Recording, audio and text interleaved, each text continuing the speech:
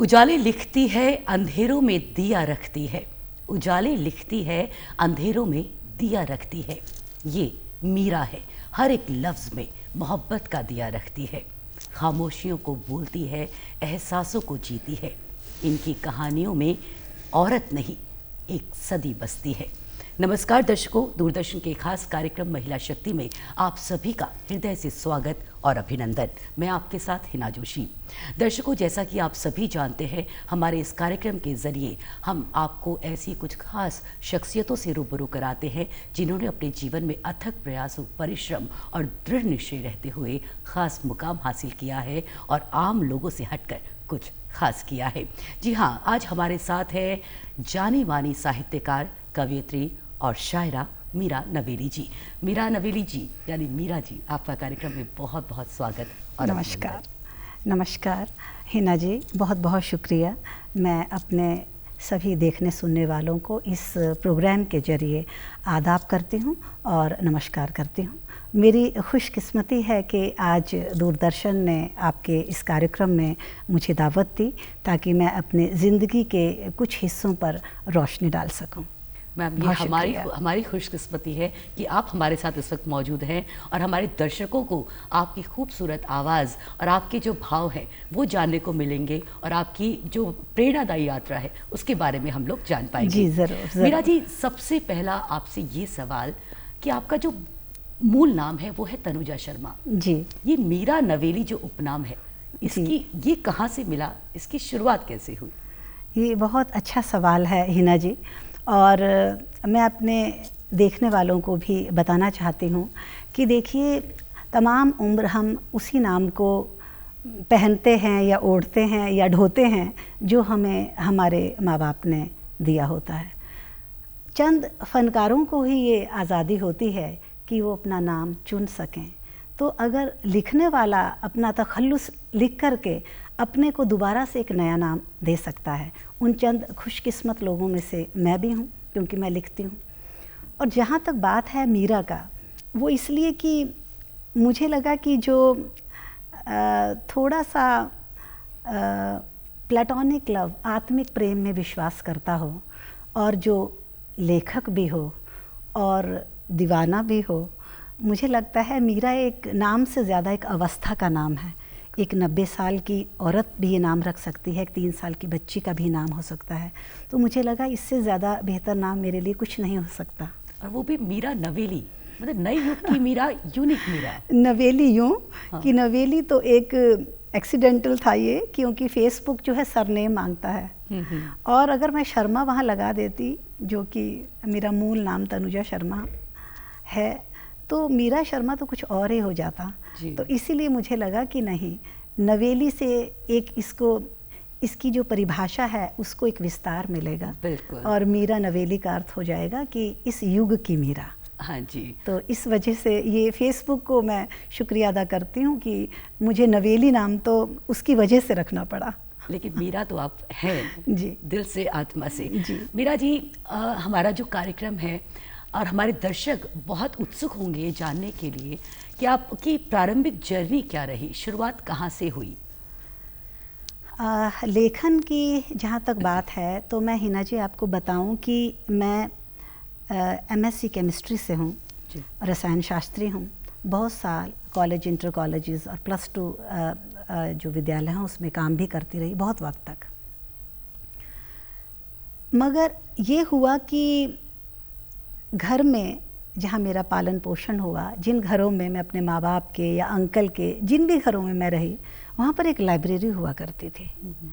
और उस लाइब्रेरी में गर्मियों की लंबी दोपहरी जब सब लोग सो जाया करते थे तो मेरे पास कोई चारा नहीं बचता था कि मैं क्या करूं। तो मैं अक्सर उस कमरे में चली जाया करती थी। मेरे डैडी के घर में वो किताबों वाला कमरा हुआ करता था, मेरे अंकल के घर में वो छत पर बनी हुई लाइब्रेरी हुआ करती थी। तो मैं तमाम वक्त अपना दोपहर का वक्त उसमें गुजारा करती थी, पंखे के नीचे कोई भी उठा ली। तो आप ये समझिए कि ज़्यादा बड़ी उम्र नहीं थी, हाई स्कूल की स्टूडेंट थी, उसके बावजूद भी मैंने कामायनी के माध्यम से प्रसाद पढ़ लिए थे, गालिब देख लिए थे काफ़ी हद तक, मीर साहब को पढ़ लिया था, मीर तकी मीर को, और निराला, महादेवी, मतलब फैज़ अहमद फराज, बहुत बड़ी चीज़ें पढ़ ली थी। और साथ में घर में एक गज़लों का माहौल यूँ हुआ करता था कि घर में ग्रामोफोन होता था, मामू के घर में भी ग्रामोफोन था, तो वो चलता था सुबह सुबह। तो उसमें जो गज़लें आया करती थी तो मुझे लगता था कि ये तो उस किताबों में लिखी है जो मैंने पढ़ी थी परसों। तो उसमें तो चंद अशार ही गायक ने गाया होता था, तो मैं क्या करती थी, वही धुन को उन अशारों में गाया करती थी जो उन्होंने नहीं कहे हैं उस गज़ल में, क्योंकि वहाँ तो गाने वाला तो 2 या 3 शेर लेगा किसी गज़ल को गाने के लिए। तो वैसे तो 20 अशार हुआ करते हैं, बहुत सारे अशार होते हैं, जैसे नसरत मोहानी जी की चुपके चुपके रात दिन गज़ल है, उसको गुलाम अली साहब ने तो 5 या 8 में पूरा किया होगा। काफ़ी ज़्यादा गाई हैं वैसे उन्होंने भी, काफ़ी अशार हैं, पर वो तो 20 से भी ज़्यादा हैं असल में। तो मैं क्या करती थी, उसी धुन में उन्हें गाया करती थी और अपने दोस्तों के बीच में सुनाया करती थी। वो मुझे उसमें नयापन लगता था।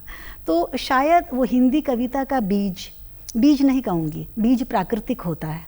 बीज अगर किसी में होता है या नहीं होता है, आप बीज को पैदा नहीं कर सकते, वो ईश्वर ही अपने पुराने प्रारब्ध के कारण, और फनकार को तो हमेशा बीज पीछे से ही मिलता है, उसे प्राकृतिक तौर पे मिलता है। बस वो उसको अगर समझ आ जाए कि वो बीज है तो उसे हवा, पानी और धूप दे सकता है, वही उसकी तराश होती है।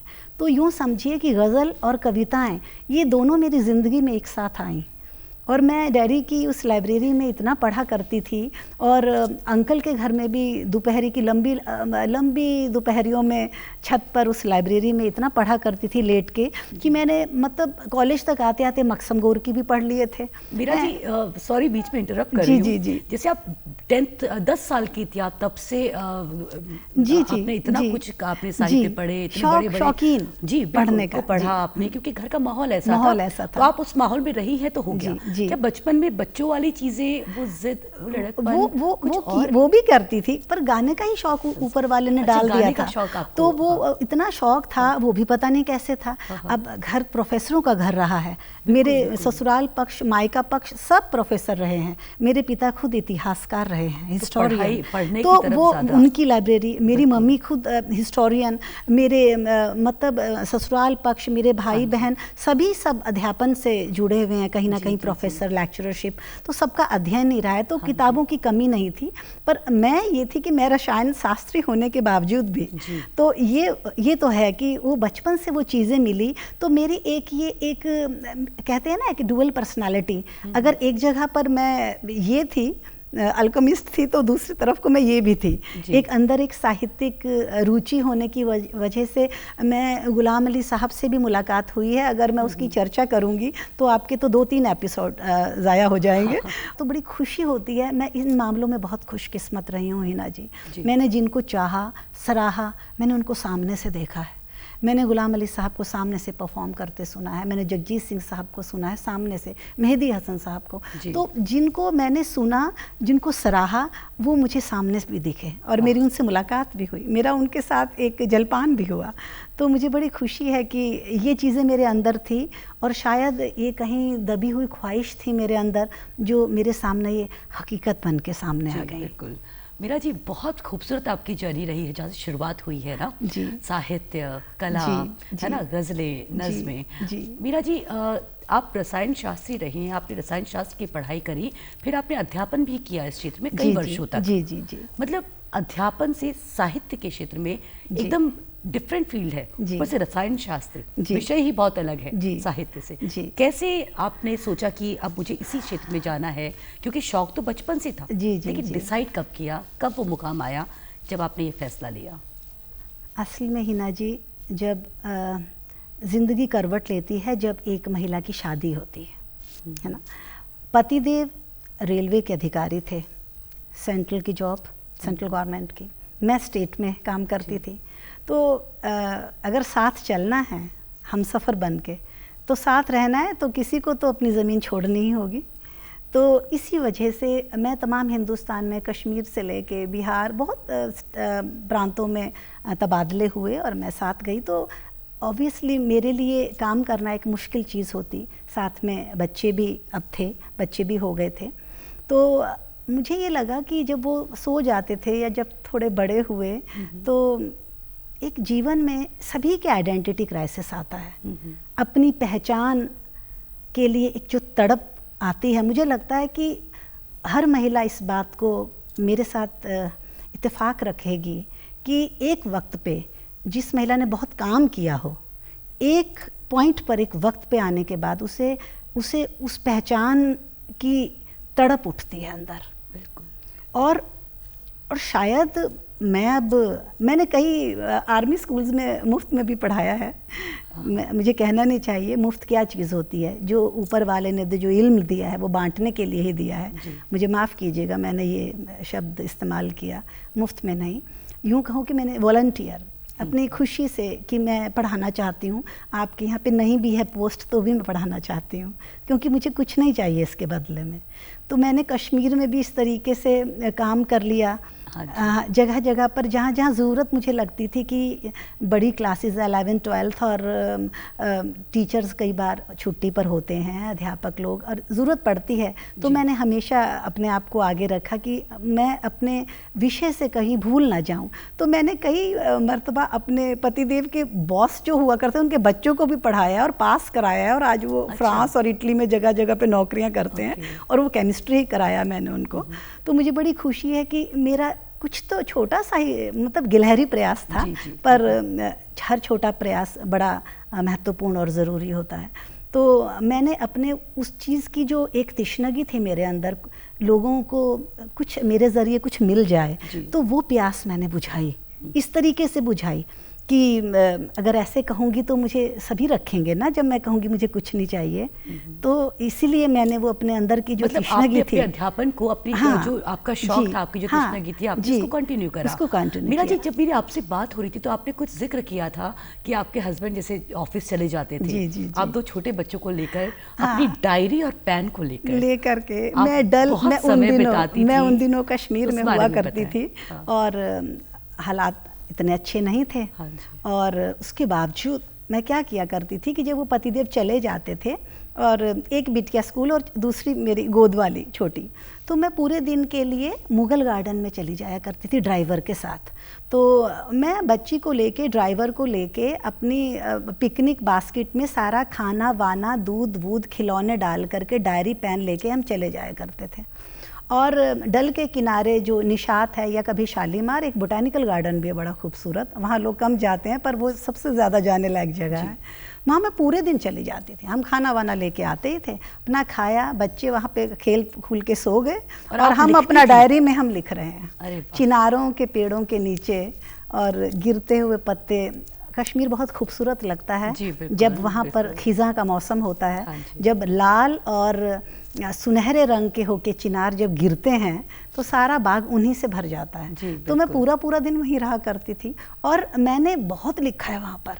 वो डायरी मैंने इतना लिखी है उसको। मीरा जी, ये एक मैसेज भी हो सकता है हमारी महिला दर्शकों के लिए खास तौर से, कि कहा जाता है ना कि आप जिम्मेदारी में उलझ जाते हो तो अपने शौक को भूल जाते हो या खुद अपने शौक को जीना छोड़ देते हो, लेकिन ये मिसाल है कि आप बच्चों के साथ उनको घुमा भी रही हैं और अपने लेखन को भी कंटिन्यू कर रही हैं। सब बहाने हैं हिना जी। देखो, अगर प्यास है ना तो वो ओस भी चाट लेगा, ये बात तो है ना। जिसको प्यास ही नहीं है, जो भरपूर पानी पिए बैठा है, उसको क्या झील तो क्या कुआं तो क्या पोखर तो क्या घड़ा, उसको फिर कुछ नहीं है ना, उसको फिर कुछ नहीं है। तो बात तो वही है कि आपकी तिश्नगी कितनी है। जी, तो मुझे तो ये आलम था कि ऊपर वाले की दया से काम वालों की कोई कमी नहीं थी। तो वो काम में अगर नहीं भी होते तो भी करते काम, भला किसके रुकते हैं, काम तो किसी के नहीं रुकते, हो चाहे ना हो। ये बोनस समझे कि थे, तो मेरे पास वक्त मिलता था मुझे जब वो सो जाया करते थे। तो और अंदर मैं बताऊं, उस वक्त पे इंसान जो एक महिला है उसकी एक नई यात्रा शुरू होती है माँ बनने के बाद, और उस माँ की उम्र वही होती है जो आपकी बच्चे की होती है, क्योंकि आप भी उसी क्षण माँ बनी जिस क्षण आपका बच्चा पैदा हुआ। तो आप माँ, अगर बच्चा 3 महीने का है तो मैं भी तो 3 महीने की ही हुई ना जी। तो इतनी लंबी आगे को इतनी लंबी यात्रा है, सफ़र है, वो कैसे कटेगा। तो जो आते थे अंदर जज्बात, उसे मैंने डायरी में लिखने से कभी गुरेज नहीं किया, हमेशा लिखती थी। और कश्मीर तो इतना खूबसूरत है, जबकि मैं खुद हिमाचल की रहने वाली हूँ और उत्तराखंड में रहती हूँ और कश्मीर में गई, मैं हिमालय नहीं छोड़ सकती। मैं जन्म जन्मांतरों से शायद पहाड़ों की हूँ और मैंने वहाँ पर डल के किनारे, निशात बाग में, चिनारों के नीचे बहुत कुछ लिखा। और मैं देखने वाली सभी महिलाओं को, वैसे पुरुष भी देख रहे हैं, आपके लिए भी है ये, कि जब आपकी इच्छा जागे ना, ख्वाहिश जागे, तो कविता पता कैसे प्रस्फुटित होती है, जैसे चट्टानों में से, पत्थरों में से, या पुरानी सीलन भरी दीवारों में से पीपल कैसे फूट के निकलता है। आप नहीं रोक पाते उसको। कितनी छोटी होती है कोमपल, क्या ताकत रहती होगी एक कोमपल की, वो पत्थर फाड़ के निकल जाता है। तो बस कविता ऐसे ही फूटती है, और जिस दिन फूटेगी ना तो वो पत्थर को तोड़ेगी। इसीलिए आप उसको मत काटिए, उसको बढ़ने दीजिए। आप थोड़ा सा, वो आपसे पानी, थोड़ी सी हवा और थोड़ा सा धूप ही तो मांग रहा है, उसको मत काटिए। जो ज़रा सा जो वक्त मिलेगा उसमें आप ज़रूर लिख लीजिए। मैं कार में भी डायरी रखती हूँ, जहाँ कुछ आ जाए मैं साइड पे लगाती हूँ, मैं लिख लेती हूँ, क्योंकि वो इतना अनछुआ जो तख़य्युल या जो ख्याल होता है वो इतना नाजुक होता है कि अभी है अभी नहीं। अगर आप उसे नहीं लिख लेंगे ना, और आजकल तो फ़ोन है इतने अच्छे, आप तुरंत उसे कुछ कह दीजिए और वो रिकॉर्ड कर लेगा। तो चीज़ों को, जिसको प्यास है ना उसको रास्ते मिल जाते हैं, और जिसको प्यास ही नहीं है फिर वो रास्तों के लिए बातें करता है। बिल्कुल बिल्कुल, बहुत प्यारी बात आपने कही, और वाकई में हमें एक कुछ प्रेरणा मिल रही है आपकी बातों से।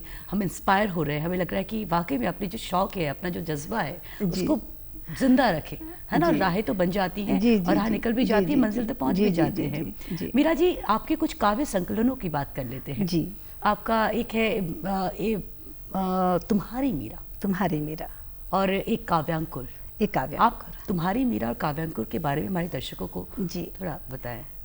अब तो काफ़ी साल हो गए, 2018 के आसपास मेरा काव्य संग्रह जो है काव्यांकुर आया था, और ये एक दिल्ली में इसका लोकार्पण हुआ था। ये एक तरह की प्रतियोगिता थी जिसमें कि हिंदुस्तान भर के तमाम लेखकों और कवियों को वो पंजीकृत किया गया था कि जो चाहते हैं वो रजिस्ट्रेशन करा लें और अपनी कुछ रचनाएं 5-5 शायद हमको भेज दीजिए।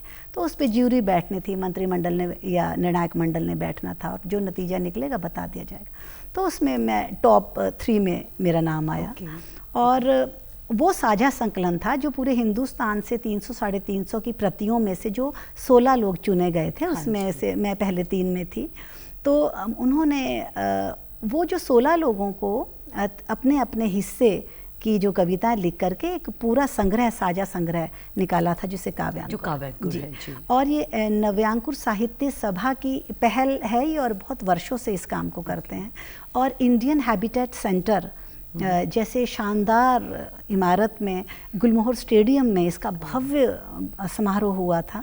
और उस दिन मैंने अपने मम्मी डैडी को हिमाचल से बुलाया था। अब मेरे पिता इस दुनिया में नहीं हैं, पर मुझे खुशी है कि मैं उनको वो खुशी दे सकी जो एक लेखक पिता को होता है। अपनी जो भी छोटा मोटा लिख लेती हूँ, एक लेखिका बिटिया पर जो होना चाहिए वो गर्व मैं अपने पिता को जीते जी महसूस करवा पाई। इस चीज़ के लिए मुझे संतोष है, क्योंकि मेरे पिता खुद भी राइटर थे और अवार्ड विनिंग किताबें उन्होंने लिखी है, भारत सरकार से पुरस्कृत राइटर हैं, हिस्टोरियन हैं, और वो मेरे जीवन में उनका बहुत ज़्यादा उनका असर रहा है मेरे अपने जीवन पर। जी जी बिल्कुल। और ये जो तुम्हारी मीरा, इस पे आपने किस चीज़ का, क्या इसका रस क्या है, इस पे क्या कुछ है? ये अब बात थी कि अब एकल काव्य संग्रह भी निकालना था अपना, वो तो साझा था तमाम दूसरे कवियों के साथ, तो मन में तो था ही कि निकलेगा, और वो उसी साल निकला भी। और WIC क्लब में इंटरनेशनल लिटरेचर फेस्टिवल होता है, और उसी में इसका वो कराया गया था, लोकार्पण हुआ था इसका। और ये एक श्रृंगार रस पे लिखी हुई कविताएं हैं, जिसमें ज़्यादातर मेरी वो कविताएं भी हैं जो मैंने बचपन में पेन डाउन की थी, बचपन में लिखी थी, जब मैं हाई स्कूल में एंट्री 9th 10th का बच्चा जैसे लिखता है, पर अब मैं उन्हें देखती हूँ, मैंने उन्हें ज्यों का त्यों रखा है पुस्तक में। मैंने उन्हें बिल्कुल वो नहीं, जैसा लिखा था, जो थाली थी वही परोसी मैंने। मीरा जी, एक प्रश्न मन में आ रहा है जी। जो आपने बताया कि आपने जो बचपन में कविताएं लिखी थी वो भी अभी तक आपकी जो एक थी मीरा उसमें उसका संकलन है। एक थी मीरा नहीं, आपकी मीरा, आपकी मीरा में संकलित तुम्हारी किया मीरा, तुम्हारी मीरा यस, तुम्हारी मीरा इसमें संकलित किया है। मीरा जी, क्या डिफरेंस देखती हैं तब जो आप बचपन में जो कविता लिखती थी, अब तो आप प्रोफेशनल हैं?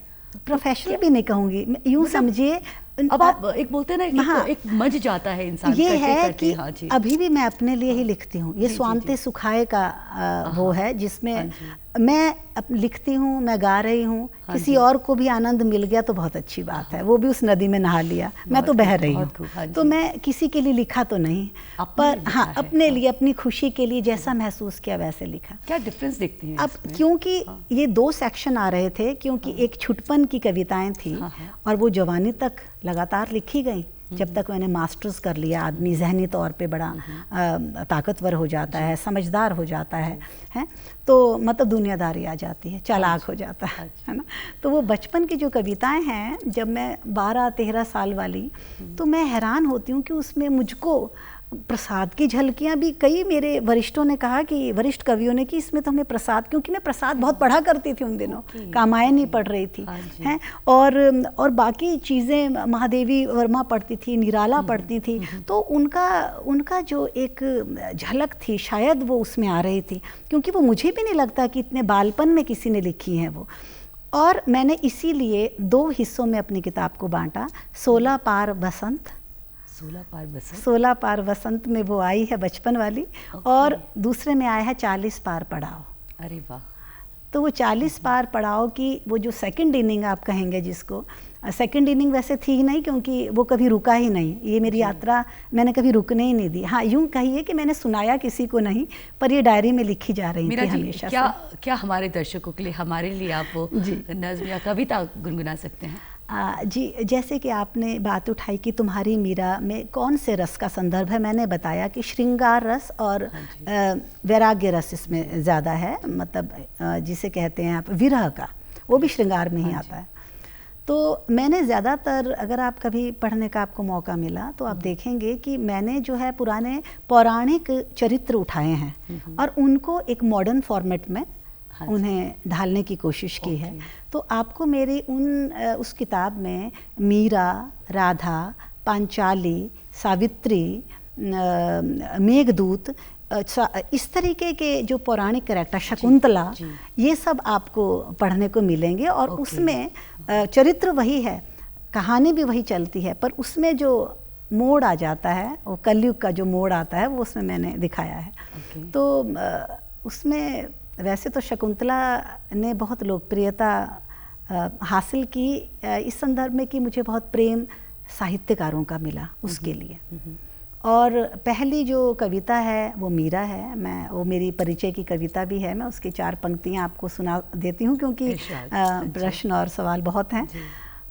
और एक मेघदूत जो कि 50 बंदों का है और जिसे मैंने अलग अलग लय और तर्ज में ढाला है। हर 10 या 12 बंदों के बाद मैंने धुन बदल दी है। तो वो तो 50 बंदों का है, मुझे नहीं याद कि मैंने उतनी धुन बनाई भी हैं सारी की नहीं, पर बहरहाल 20-25 की तो बना ही है। और कहीं जा कर के कभी कभी मैं कोई खंड सुना देती हूँ, कभी कोई हिस्सा सुना देती हूँ, तो हमेशा उसका वाचन करती हूँ। मैं उसकी भी 4-5 पंक्तियाँ आपको सुना दूँगी। हाँ जी। मीरा की पहले ये परिचय की पंक्तियाँ भी हैं, अमूमन मैं पढ़ा करती हूँ हर एक मुशायरे या कवि सम्मेलन में जब मैं शिरकत करती हूँ। तो ये ठौर पड़ाव कम बचे, ये ठौर पड़ाव कम बचे, रुके बहाव अब चले, अंजलि भर मोर पंख वैराग्य देकर ही मिले, कृष्ण सहित रहकर भी जो कृष्ण रहित रही सदा, कृष्ण सहित रहकर भी जो कृष्ण रहित रही सदा, वही पीड़ा हूँ मैं मीरा हूँ। वाह वाह मीरा जी, तो बहुत शुक्रिया। तो ये 4 पंक्तियाँ मैंने आपको कही, ये लंबी कविता है जी। और जैसा कि आपने कहा कि कुछ और, तो आपको शीर्षक लग रहे होंगे, महाकवि कालिदास के शीर्षक ले लिए गए हैं, शकुंतला मेघदूतम। किंतु ऐसा है कि थोड़ा सा संदर्भ और व्याख्या उसी तरह की है, इसीलिए मेघदूत लिए गए। क्योंकि मेघदूत में, जैसा कि आप जानते ही हैं कि कालिदास जी के महाग्रंथ मेघदूतम में भी मेघों को एक दूत बना के भेजा गया है और अपनी दूर बैठी हुई प्रेमिका, अलकापुरी में बैठी हुई अपनी प्रेमिका को यक्ष याद करते हैं और ये उसका जो है, बस इसमें ये है कि किरदार जो है उल्टे हो गए हैं। हाँ, यहाँ पर नायिका याद कर रही है नायक को, जो अपने बहुत दूर किसी देश प्रांत में कहीं बैठा है और बादलों के माध्यम से, मेघों के माध्यम से उसे वो भिजवा रही है। तो अगर आप कहें तो उसके 4 पंक्तियाँ। जी बिल्कुल बिल्कुल। जा बरस आ पिया की नगरी, जा बरस आ पिया की नगरी, ले जाइन नैनों की गगरी, ले जा दो नैनों की गगरी, बंजर मन सूखी देह पे गिर,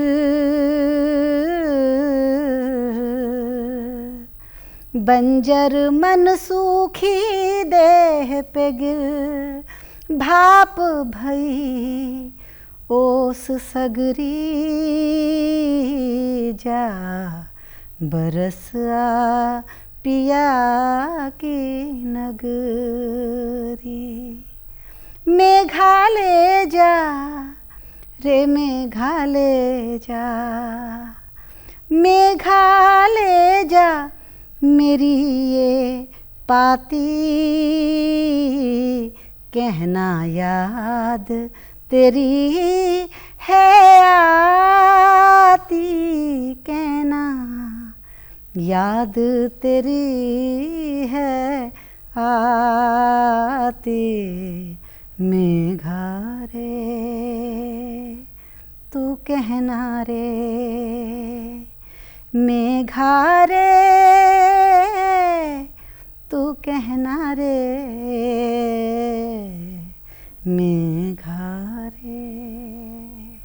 वाह वाह, इतनी मधुर आवाज़, इतनी तन्मयता से आपने जो गाया तो वाकई रूह में बस गई आपकी आवाज़। बहुत खूब, बहुत धन्यवाद मीरा जी। मीरा जी, समय की कमी है, हम आपसे ये भी ज़रूर जानना चाहेंगे, एक प्रचलित टीवी शो वाह भाई वाह में भी आपने प्रतिभाग किया और आपको सम्मानित भी किया गया, उसके बारे में कुछ चंद शब्दों में हमारे दर्शकों को बताएं, ये अनुभव कैसा था जी, और कैसा लगता है जब आपके काम को सराहना मिलती है, कोई प्रोत्साहन मिलता है, तो कैसा लगता है?